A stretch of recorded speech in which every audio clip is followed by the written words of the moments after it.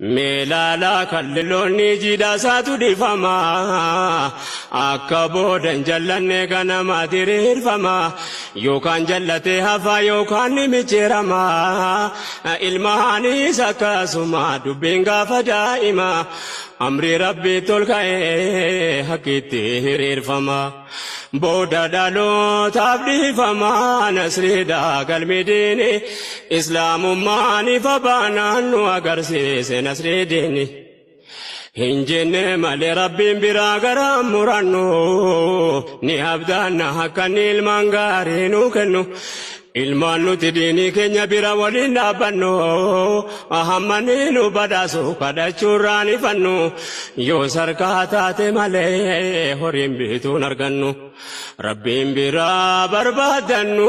inni nun hongeessini islaamummaan ifa baanna.